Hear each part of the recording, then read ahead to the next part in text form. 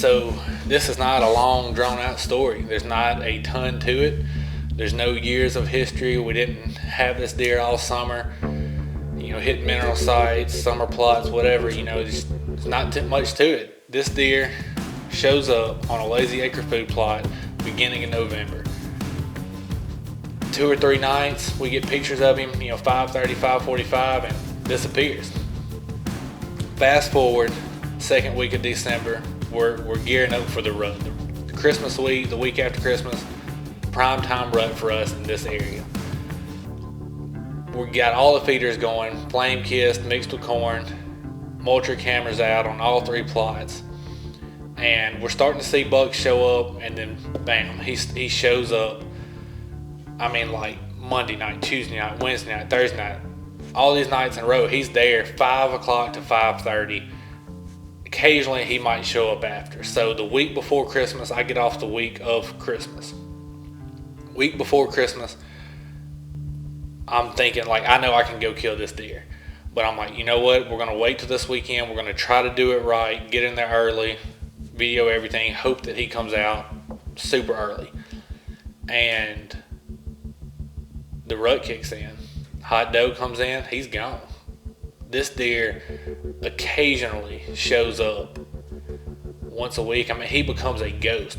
He's not on any of the cameras. When he is, he's not eating. He's running and gunning. He's chasing them does around.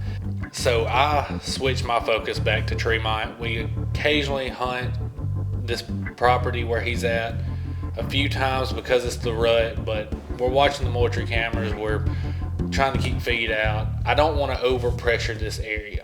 That's one thing that I've really started trying to do, is not hunting a buck unless I know or really have a good feeling that he's going to be there.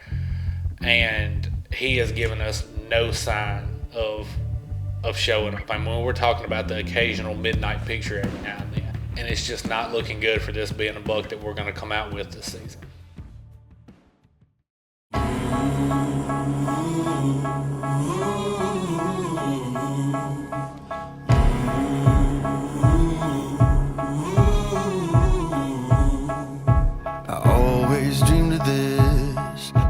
Since I was a little kid, when the voice is down deep inside, and I'm gonna smoke it. Calling my name couldn't be denied. I mean, absolute. Torched him with that slick trick broadhead. Boom. That's what you do right there. That's how we do it, too. Mississippi style. Man on the move, I was on the loose. I stepped into the light.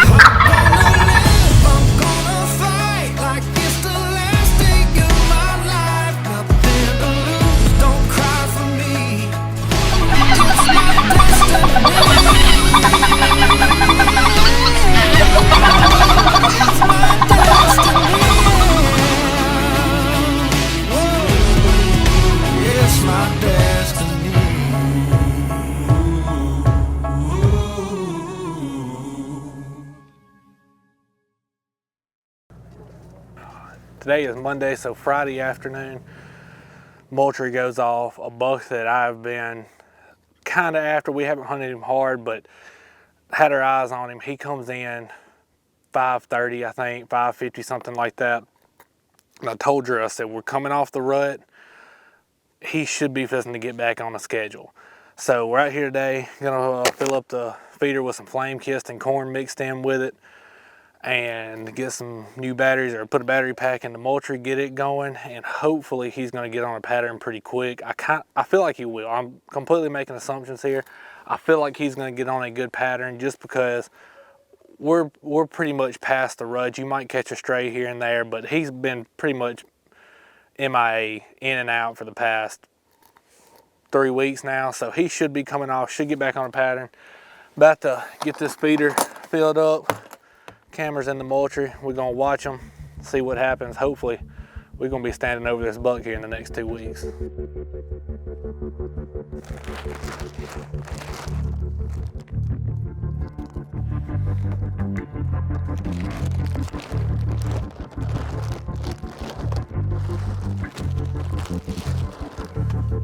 gonna tell you, all these battery packs, changed the game on these Moultrie cameras.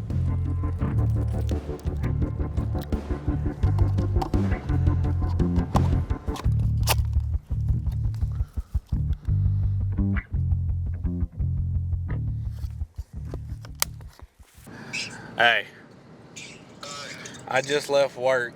Where are you at? Alright, I gotta stop and get gas, and then I'll be there. It should be there probably about 4:15. So, I had a picture of one of the bigger bucks here last week about 5:30, and I told Drew, I said, I think he's about to get back on a routine. So come out here, put corn in. There's some FlameKissed mixed with corn. And, I mean, just like that, they start back out here. And two of the shooter bucks that we're wanting to go after are down here now.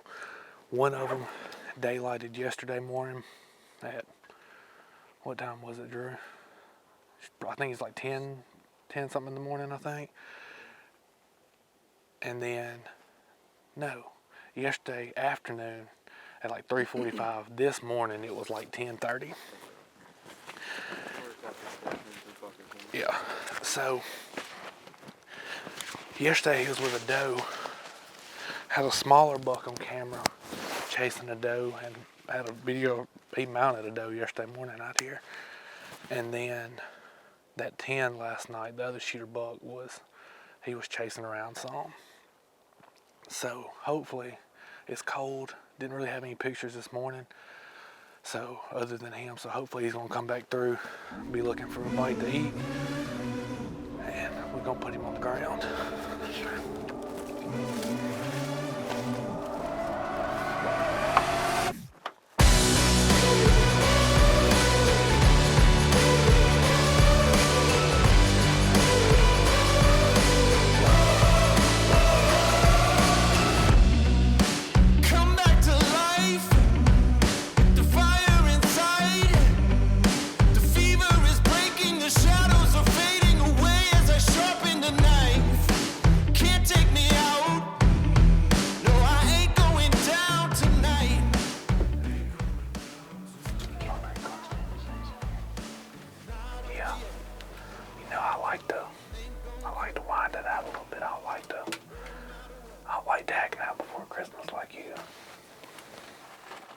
To keep up with Downtime, subscribe and follow us on social media. Downtime is also brought to you by Elite Archery, Slick Trick Broadheads, Lethal Products, Custom Bow Equipment, Moultrie Mobile, Scott Archery, and Gamehide.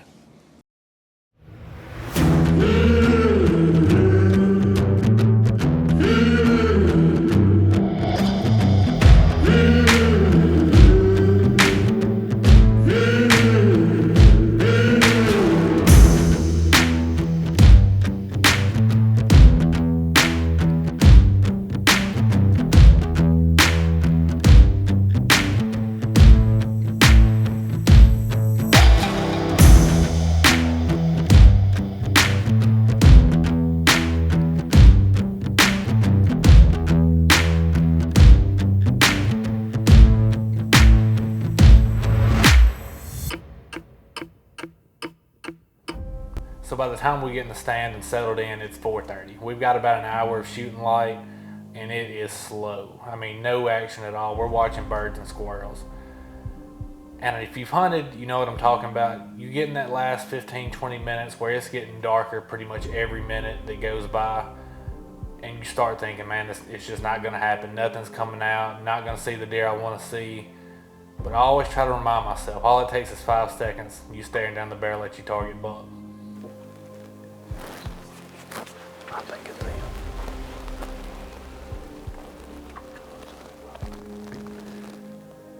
That's him, Drew. That's him. As soon as he turns broadside, he's staring at us, so don't move.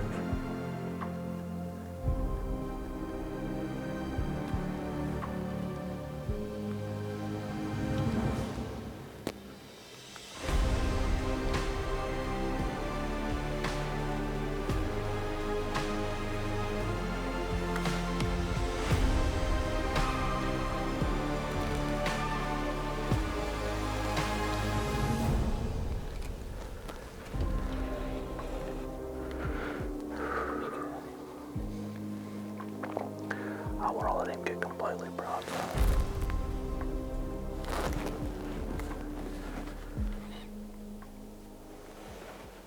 You on him.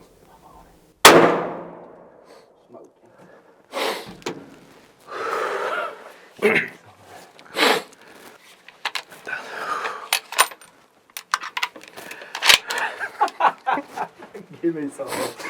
Give me some. Dude, that was quick. Dude, that got my stomach all kinds of...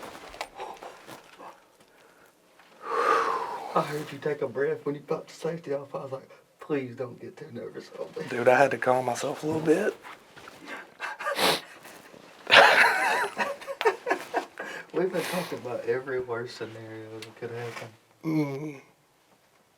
It happened quick though. We was in the last few minutes of light. I ain't seeing blood anywhere. He's not bleeding a lot, honestly. There's blood right here. Hey, heck, I wasn't even looking up. There he is right there. Dude, I done got nervous. He was hardly bleeding at all. I mean, like, we was finding specks of blood. Shoot, he didn't make it far though. Dude, I'm happy with that. Heck, look at that kicker right there. Got a kicker on the backside. He been wearing a tree out.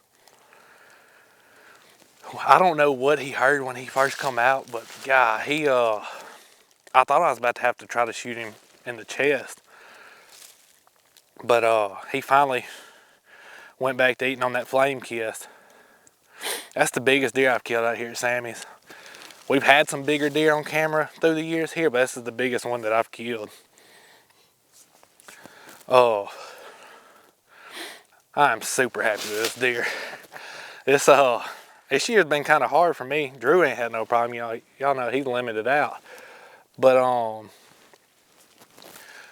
a lot of my bigger deer, the ones that I want to go after, have just been not, like, there's no pattern to them. And I try not to hunt them unless I know they're going to be there, you know, try not to pressure them too much. But out here at Sammy's, we don't really, just a small thing of land. Very rarely do we have a buck come back the next year that we know for sure come from the year before. And I think this was probably the second biggest deer we've got on camera out here. The other one being over at the Black Shooting House. But that 10 that was here last night, he's pretty good deer. This deer has a bigger frame, but dude, that's a good deer. That's a dang good deer. What I tell you? You said yesterday. He come through yesterday morning at 10 o'clock? 10 o'clock? No, this morning was 10 o'clock. Yesterday afternoon at 3:45, Drew texted me this morning and said you better have your safety off. And then he called me and I was at work. I called him back. And I didn't know what he was talking about at the time. He said, you better have your safety off. I said, why? He said, you not look at your camera? I said, no. He said, go look at it. So I looked and he's standing there this morning, 10:30. And he was headed north. And I told Drew, I said, last picture, he's facing north into the woods.